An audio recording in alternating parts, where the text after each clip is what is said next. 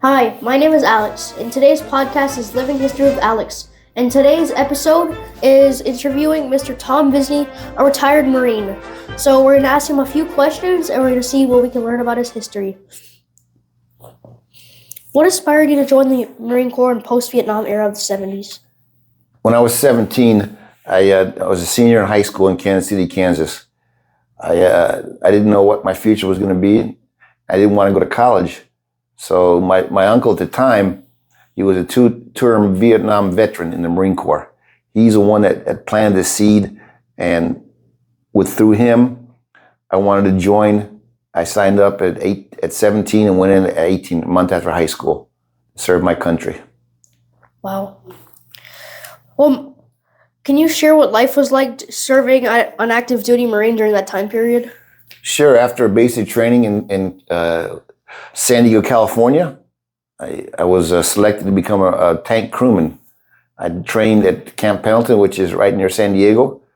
I went there a month, and then my first post duty station was Camp Pendleton, 1st Tank Battalion. I was there in a few months. I had an opportunity to go to the Philippines. Subic Bay is a naval base. At the time, it was the largest in the South Pacific. And I was selected to go there and become a security for the Naval Magazine, which the Naval Magazine houses all the ammunition for the 7th Fleet. I was there 15 months, and from there I rotated. I came back to stateside and went to Camp Lejeune, North Carolina at the 2nd Tank Battalion. Wow. Were there any major world or national events during your service? At the time, towards my second end of my first enlistment, I decided to re-enlist to go to become a Marine security guard. They're the ones that guard U.S. embassies. I was first assigned to Managua, Nicaragua, and then Buenos Aires, Argentina. During the time in Managua, there was a war going on between the government and the rebels. And we were there for 15 months, and it was tough because they had martial law and a curfew. We couldn't go any place sometimes, only to and from the embassy and the house. And that was a tough time, and I was young, and that was one of the only conflicts at the time during my Marine Corps career I was in. Wow. In the 1980s, the Cold War was still ongoing. Military readiness was a major focus. How did that shape your responsibilities as a reservist? When I decided to I had a long-term vision. I wanted to do 20 or 30 years and receive a pension and benefits. But I decided to stay in the Marine Corps, and I was assigned to anti-tank company, which was we were on jeeps, and we had long-term type missils to destroy tanks, anti-tank. But from there, I went to become airborne, jump qualified. I jumped out of several helicopters and did some training, and that's when from there I transitioned to doing intelligence work. And I had an opportunity, another different job. I was in counterintelligence as interrogator because I spoke Spanish. I learned it when I was stationed in Buenos Aires.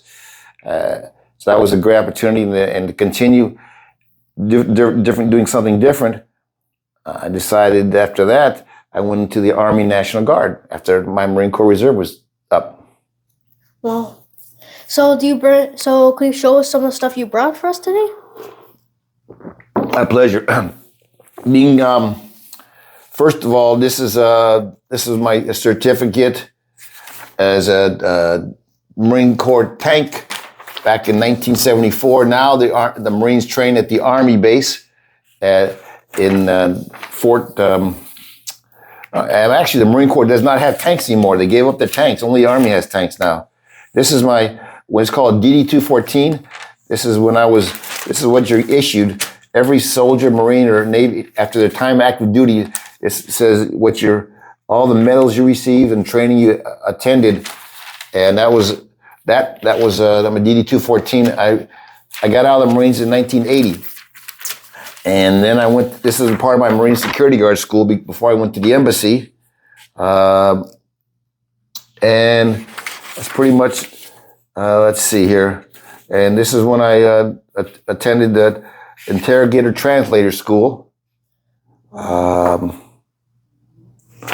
And when I was in the Army, actually, you're talking about the Cold War, I was stationed in Bosnia and Hungary, and doing force protection, which means we gave intelligence, we gave information to the general, the commander, so he could keep our forces secure and safe.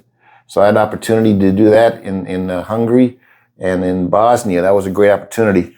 And then I did that until 2004.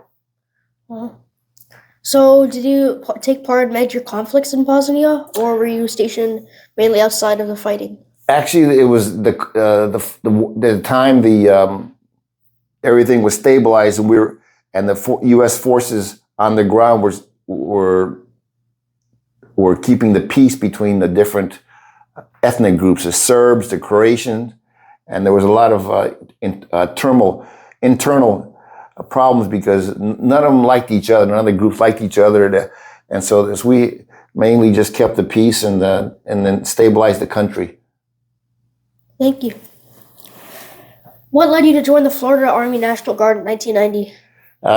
After my Marine Corps term was up, I wanted to transition, do something, because most of my schooling, what I had for the Marine Corps, was through the Army.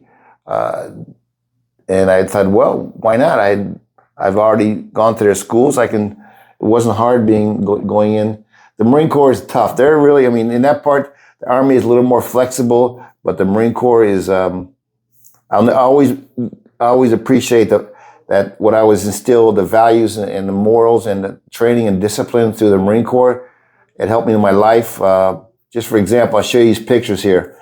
In the Marine Corps, we're very big on inspections. Very big on inspections. It's called the junk on the bunk inspection. You'd have all your equipment that you're issued, and that you would be inspected by someone coming through, and I would spend hours. You can see how it takes everything nice and neat. It takes time to arrange this, and I took pride in that, and that's helped me in my life. That was when I was a young embassy guard. That was the jeeps we had in the anti-tank unit here in Miami. This was a couple of times before I jumped off an airplane.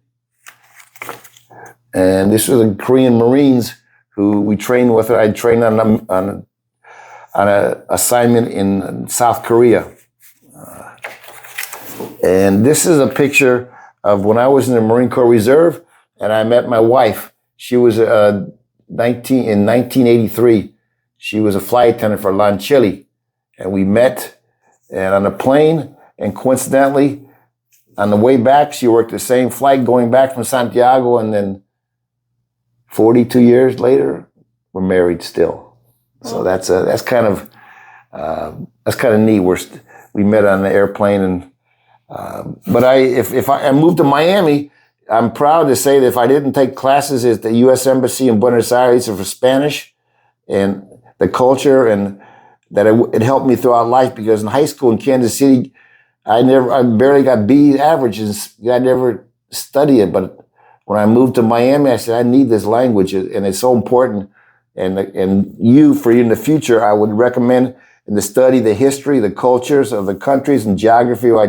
When I studied at Miami-Dade and FIU, my major was International Relations and Latin American Caribbean Studies, and that's what I really like doing. This is a picture of 1974. We had these uniforms. They're called green satins. We had to have these starched, and it took, you have inspections of these, and they would make sure that you had no we call them nothing hang out of the pockets, and it was a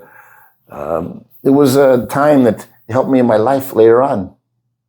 Oh. What was your role in the Guard, and how did it evolve over the years?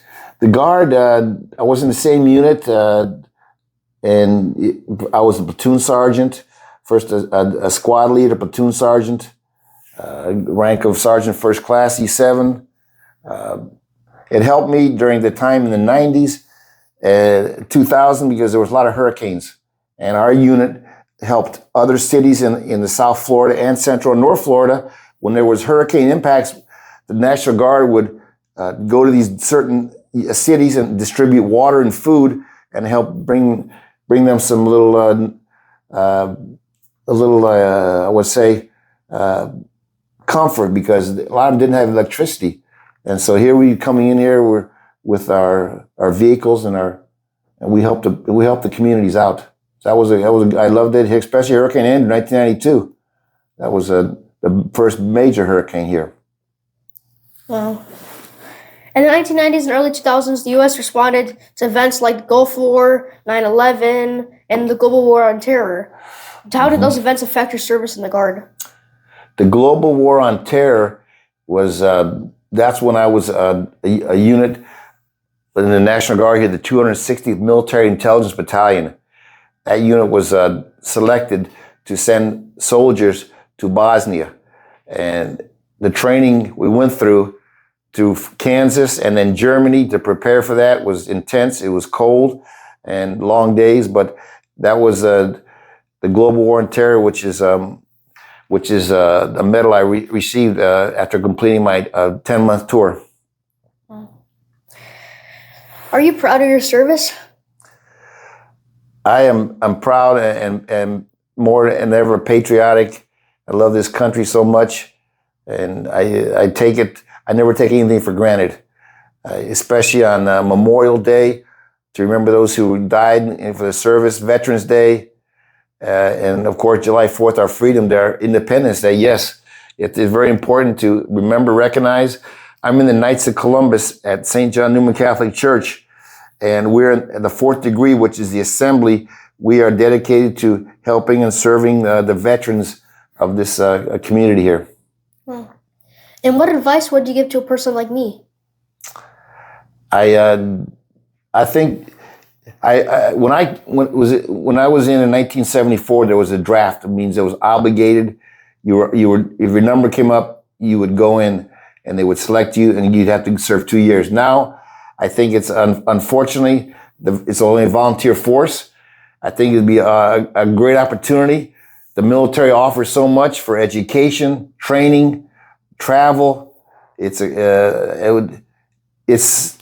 brought me so much satisfaction that when I see opportunity that sometimes students are misconception that they're going to die or going to go to combat. No, if you can, for example, if you can go to college, serve, and then 4 years go in the military and all your education is paid for, you have no student debt, that's positive. Plus you can travel the world, and the benefits are phenomenal. I would recommend the military for anyone, and I think it's a great opportunity to serve your country. Thank you. Thank you for your time. That's it for today on Living History with Alex. Stay tuned next time for more videos.